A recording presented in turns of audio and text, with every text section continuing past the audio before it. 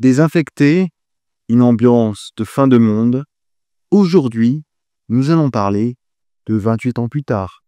Don't look at what's in front of you. Booze, booze, booze, booze, moving up and down again.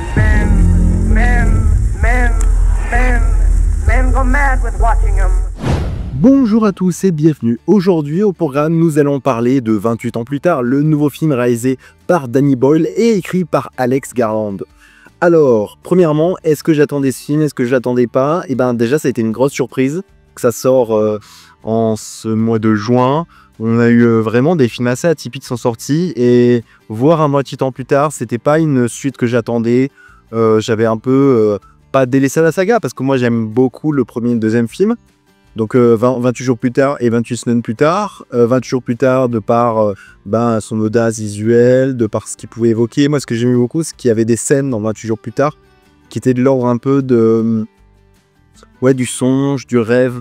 Je pense à cette scène où en fait ils sont dans un champ, tout s'arrêtait, il y a Brendan Gleeson, les autres acteurs, Cillian Murphy, et en fait on voit des chevaux traverser les plaines d'Angleterre, et moi je trouvais ça magnifique.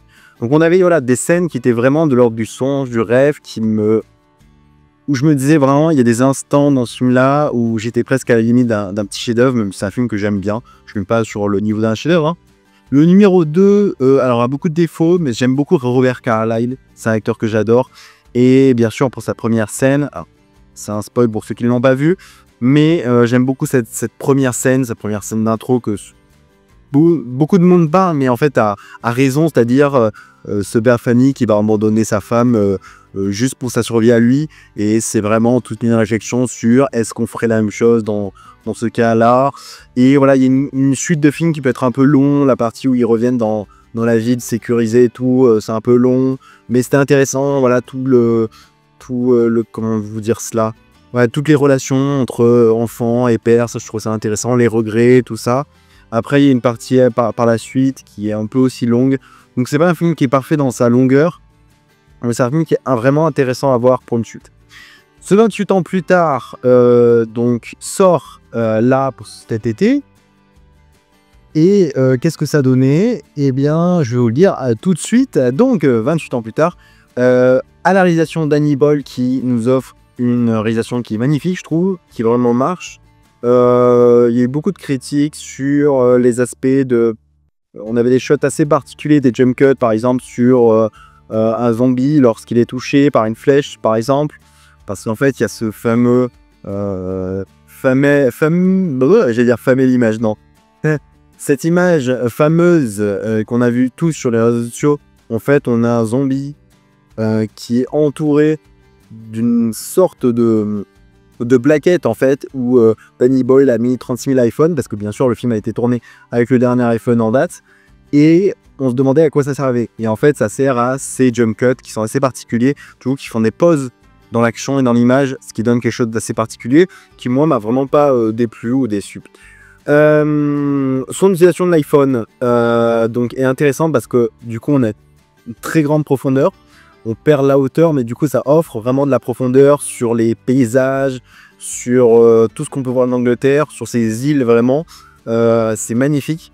On ressent, comme en plus on évolue dans des environnements comme des forêts, des choses comme ça, on voit vraiment la profondeur des choses. Et ça, je trouve que c'est assez intéressant. Une mise au point aussi très intéressante. On a très peu de flou aussi pour vraiment prendre l'étendue de ce qu'on peut voir à l'écran. Donc en termes de réalisation, c'est quelque chose qui est assez intéressant. Beaucoup de gens ont parlé d'écriture, donc d'Alex Garland. Moi je vais vraiment parler du film, mon ressenti et tout.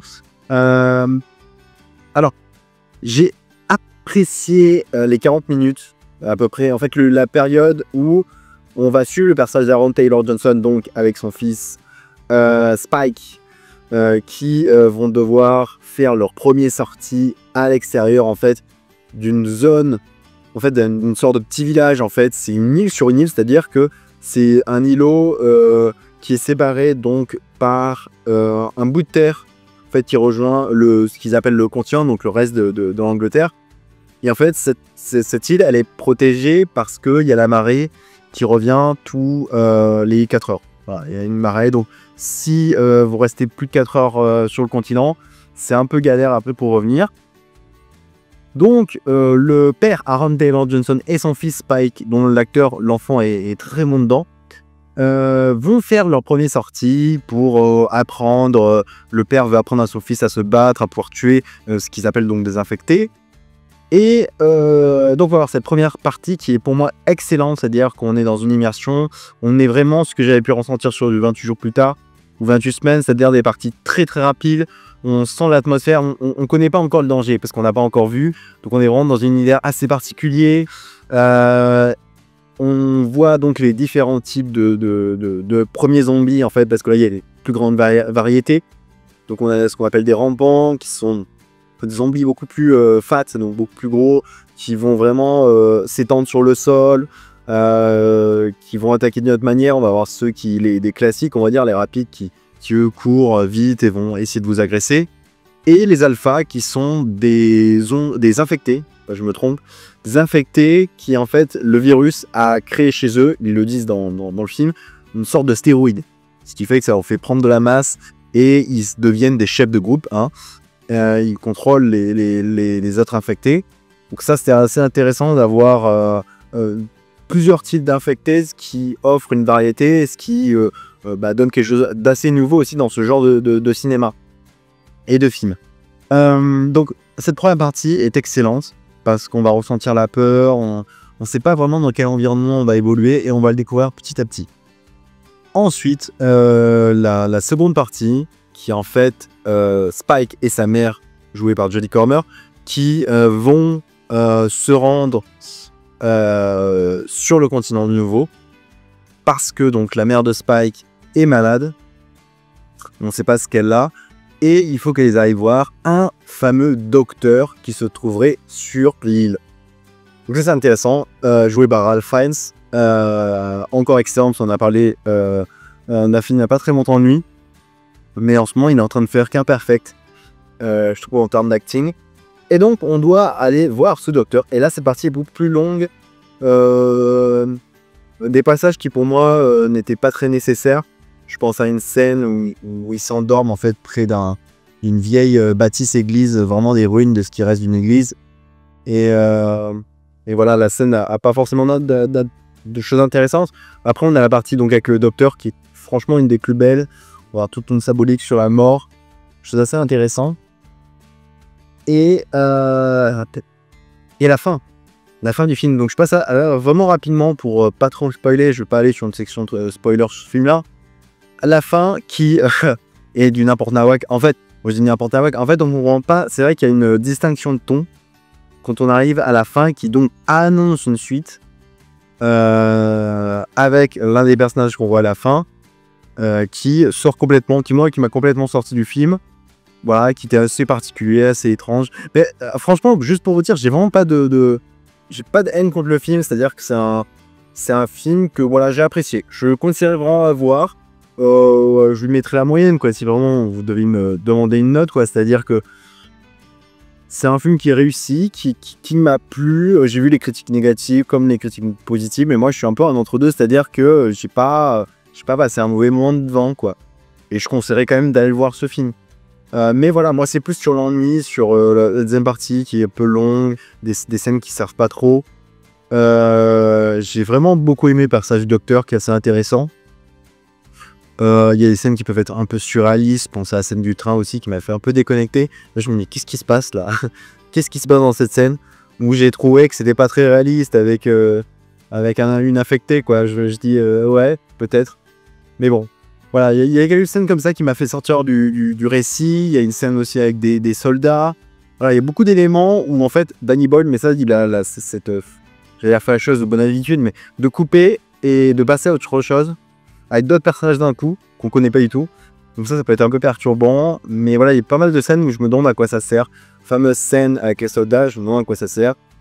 Avec le fameux soldat Eric qui accompagne à un moment donc Jodie Comer et son fils Spike dans le film. Donc Hyla, Jodie Comer joue Hyla. Et voilà, donc ça c'est quelques petits trucs où je me dis, je sais pas pourquoi ils ont voulu aller là-dessus, je sais pas pourquoi ils ont voulu prendre cette direction. En termes de scénario, voilà, c'est ce qui a fait que bah voilà, que le film, dans sa globalité, est pas mauvais. C'est pas un mauvais film. C'est un film vraiment que je vous conseillerais d'aller voir.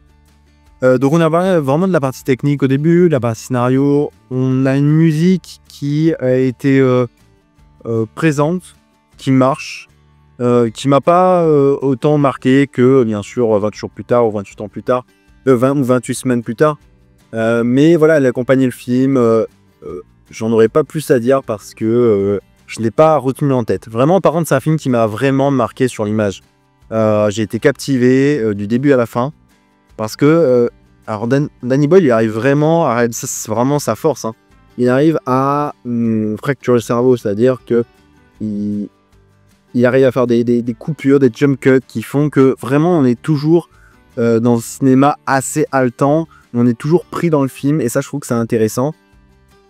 Dans le jeu d'acteur, on a donc Aaron Taylor-Johnson qui joue le père, qui est excellent dans le rôle, qui vraiment, on voit sa force, on voit son caractère, la manière de s'évoluer.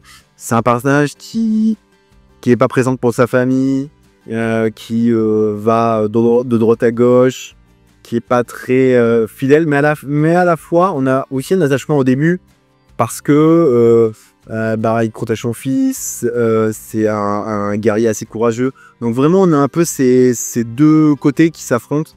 Et donc le film est pas manichéen aussi sur les personnages. Jodie Comer est excellente aussi en rôle. Je trouve en mère, elle arrive vraiment à s'investir. Alors, il y a eu pas mal de critiques sur sa maladie, parce que des fois, en fait, elle sautait d'une très grande forme à quelque chose de très très malade. Mais j'ai entendu quelque chose qui est assez intéressante, c'est-à-dire que je vais pas vous spoiler la maladie qu'elle a, mais ça ressemble beaucoup à ce que pourrait avoir quelqu'un qui ait des problèmes neurologiques, quoi. Donc avec des phases où elle serait perdue et d'un coup elle reprendrait ses propres sens, quoi. Donc voilà, en termes d'acting, et le jeune acteur, dont j'ai plus le nom, mais je vais vous l'afficher là, et je trouvais excellent. Vraiment, arrive à donner de lui, vraiment dans l'émotion, on est attaché à lui. On comprend les enjeux parce qu'en fait tout repose sur lui, quoi.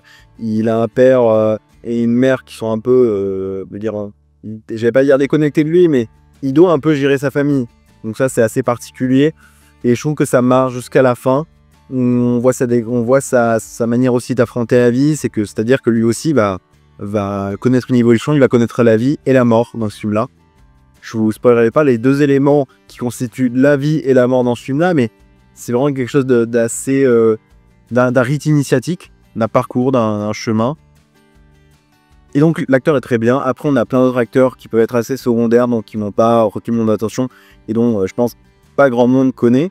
Ralph Fiennes, bien sûr, qui là est excellent aussi en docteur, en fait qui est décrit à la base comme fou malade.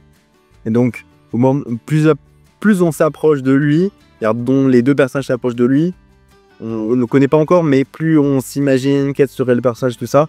Et en fait, on a un personnage totalement autre. Et ça, j'ai trouvé qu'il était excellent, magnifique, toujours dans ses rôles. Je trouve qu'il arrive vraiment à embrasser n'importe quel rôle qu'on lui donne. Et il a des rôles surtout de plus en plus intéressants. Donc ça, c'est aussi, je trouve, génial de la part de Danny Boyle. Donc, je vous conseille vivement d'aller voir ce 28 ans plus tard, qui, moi, m'a plu. Ça n'a pas été le plus grand des chefs-d'œuvre. Voilà, j'étais un peu déçu. Vraiment beaucoup de longueur. Beaucoup de choses qui m'ont fait un peu sortir du film. Mais dans sa globalité, ça va. Pour moi, c'est un film moyen, pas mal à aller voir. Je vous conseille quand même. Sur ce, je vous dis d'aller voir d'autres films. Et sinon, ciao!